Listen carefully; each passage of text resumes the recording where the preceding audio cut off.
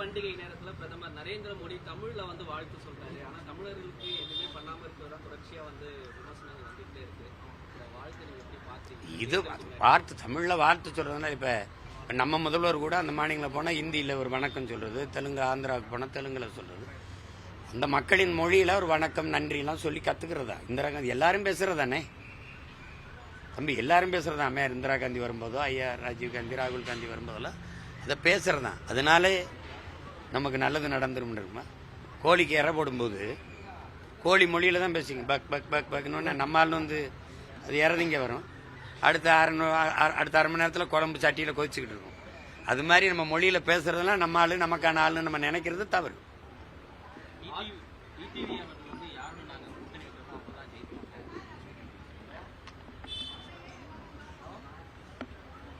அது ஐயாவுடைய நம்பிக்கை, அவருடைய முடிவு. அதில் என்ன சொல்றது? அது இப்போ நான் யாரோட கூட்டணி வைக்கிறேனோ அந்த கூட்டணி கட்சி தோத்து போகும்னு சொல்ல முடியுமா? ஒரு தலைவர் ஜெயிக்கும் தான் சொல்லணும். அப்போ தான் அவரை நம்பி நிற்கிற தொண்டர்கள் உற்சாகம் அடைவாங்க. ஒரு தலைவன் அப்போ தான் அப்படி தானே சொல்லணும். அதான் அவருடைய கருத்தை. அதை நான் ஏற்கிறேன். அதை போய் பேசிட்டு கொண்டிருக்கேன். ஆட்சி அதிகாரத்தில் பங்கு அப்படின்ற கோரிக்கை இந்த சட்டமன்ற தேர்தலில் மிக அதிகமாக வந்து பேசப்பட்டு வருது. காங்கிரஸ் யார் ஆட்சி அதிகாரத்தில் பங்குன்னு சொல்றது? இல்ல, ஆட்சி அதிகாரத்தில் பங்குன்னு சொல்றது யாரு? காங்கிரஸ் கேட்கிறாங்க. திமுக அலைன்ஸ்ல இருக்கிறாங்க. அதிகமாக பேசப்படுது. எப்படி அது தெரியல. ஆட்சி அதிகாரத்தில் பங்குன்னா அவங்க கொடுக்கறதும் கொடுக்காதும் அவங்க கூட்டணியில் இருக்கிற கட்சி தலைமைகள் எடுக்க வேண்டிய முடிவு. அதில் நம்ம போய் கருத்து சொல்ல முடியாதுல்ல. இன்னைக்கு டெல்லியில மீட்டிங் போகுது சார். அதான் இந்த தேர்தல் எப்படி இருக்கும் நீங்க கணிக்கிறீங்க சார்? ஏன்னா உங்களுடைய நிலைப்பாடு ஆட்சி முறையில் மாற்றம் வேண்டும் நீங்க சொல்றீங்க. அது நான் சொல்றதுன்னு இல்லை, உங்களுக்கு அது ஏற்புடையதா இருக்கா இல்லையான்னு பாருங்க. ஏன்னா இங்க ஆள் மாறுது, ஆட்சி மாறுது, ஆனா எந்த இதுவுமே மாறல. அப்படி இருக்கு. இங்கேயும் ஊழல் இருக்கு, இங்கேயும் ஊழல் இருக்கு, கமிஷன் இங்கேயும் கமிஷன், இங்கேயும் சாராய கடை இருக்கு, இங்கேயும் சாராய கடை, இங்கேயும் மின் தட்டுப்பாடு, இங்கேயும் தட்டுப்பாடு, சரியில்லாத சாலை, இங்கே உங்களுக்கு புரியுது, சரியான போக்குவரத்து இல்லை, இங்கேயும் கல்வி தரம் உயர்த்தப்படலை, மருத்துவ தரம் உயர்த்தப்படலை. யாருக்கு விட முடியலன்னா தனியார் மருத்துவமனைக்கு போவாங்க. யார் பிள்ளைகளையும் தனியார் பள்ளியில் தான் படிக்கும். ஏன்னா தரம் உயர்த்தப்படலை. அப்ப இதுல எந்த மாறுதலும் வரல. ஆட்சி முறையில மாறணும் தம்பி. இப்ப நீங்க ஊழல் செஞ்சிட்டீங்க, லஞ்சம் பெற்றுட்டீங்கன்னா பணியிட மாற்றம், பணியிட நீக்கம் இல்ல, பணி நீக்கம். அப்பதான் அது கட்டுக்குள்ள வரும், அப்பதான் சரியா வரும்.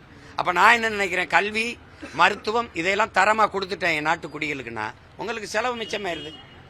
நீங்க ஒரு காவல்துறை அதிகாரி, உங்க பிள்ளைய நான் நல்லா படிக்க வச்சிடறேன், அது நாட்டின் செல்வம் இல்ல, வீட்டின் செல்வம் இல்ல, நாட்டின் செல்வம்னு படிக்க வச்சிடறேன்.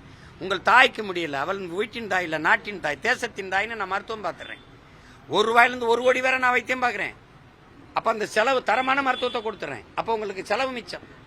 அப்ப நீ 26 சம்பளம் வாங்கினீங்கன்னா மேல உங்களுக்கு வருவாய்க்கு அதிகமா கைவிட்டு பெற வேண்டிய தேவையில்லாம போயிருது. அதுக்கு மேல பெற்றால் உனக்கு கடும் தண்டனை தான் அது கொடுக்கணும். அப்படி ஒரு நிர்வாகம் இல்லை இங்க. அப்ப ஆட்சியின் முறை மாறணும். இப்ப பணி நியமனமா பணம் கொடுக்கணும், பணியிட மாற்றமா பணம் கொடுக்கணும், பணி உயர்வா பணம் கொடுக்கணும். அப்படின்னா எப்படி சொல்றது? இது ஜனநாயகம் இல்ல, கேடுகட்ட பணநாயகம். அதுதான் அதை மாத்தணுங்கிறேன். ஜனநாயகம்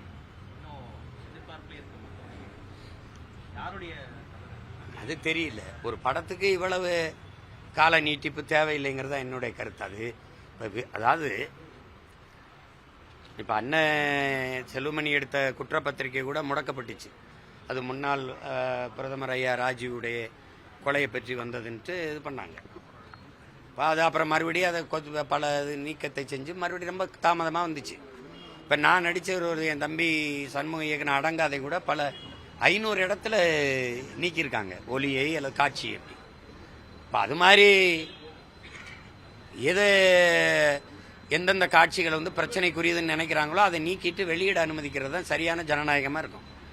அதுக்கு இவ்வளவு தூரம் இழுக்க வேண்டியது என்னன்னு தெரியல. அப்ப அது எப்படிப்பட்ட கருத்து சுதந்திரமுள்ள நாட்டில் நம்ம வாழ்றோம்னு யோசிக்க வேண்டியது இருக்குல்ல.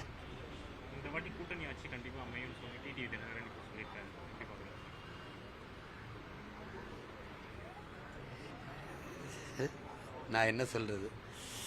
சரி, ஐயாவுடைய கனவு நிறைவேற நம்ம வாழ்த்துவோம்.